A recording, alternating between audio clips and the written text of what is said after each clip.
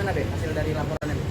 Alhamdulillah ya, tadi di dalam karena ada tim kuasa hukum juga dan ada beberapa tokoh masyarakat yang alhamdulillah juga menasihati kita dan dari Bapak Kepolisian, jadi supaya kita nggak terkesan hawa nafsu juga ya kan, kita turuti dulu mau mereka dan khususnya dengan tokoh-tokoh agama. Kita akan melakukan somasi dulu. Jadi laporan ini bukan kami tarik, tapi kami tunda dulu. Tapi somasi jalan. Ya, karena memang kan tujuannya terjadinya peristiwa ini kan karena adanya perbedaan pendapat saya dengan Dr. Maher. Nah, perbedaan itu terkait tentang alat PCR, pemahaman tentang alat PCR, ya kan. Dan waktu itu kan memang ada ajakan dari saya untuk diskusi terbuka. Oke. Ya, ada diskusi terbuka agar kan masalahnya supaya masyarakat tahu juga gitu. Ya, kalau memang gue salah ya kasih tahu gue salah gitu. Kalau dia salah ya kasih tahu dia salah. Supaya ini masalahnya kan menyangkut masyarakat luas gitu. Ini bukan perdebatan gue ganteng apa kagak gitu. Kalau itu gue no debat. Oke.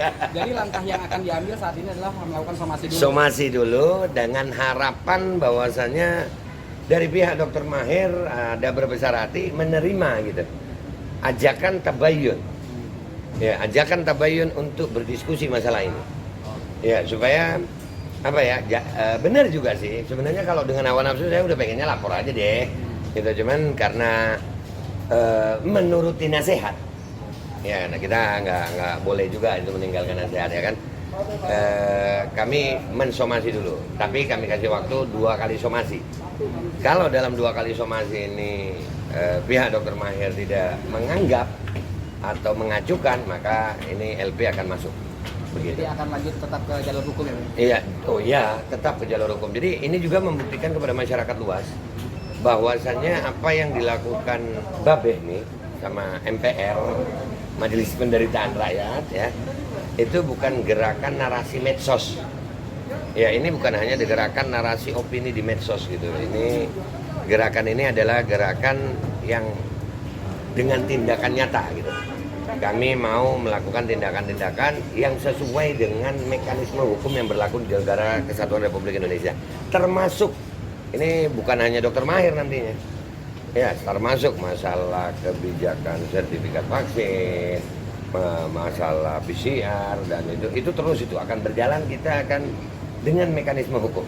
Oke. Begitu. Oke. Makasih. Mungkin ada pesan-pesan buat masyarakat terkait masalah ini biar tidak ada terjadi kegaduhan dengan Babeh dan dokter nih. Iya. Oke, tadi jadi ramai nih. Iya, Oke, iya. silakan, Jadi Bang. sebenarnya nggak ada kegaduhan ya.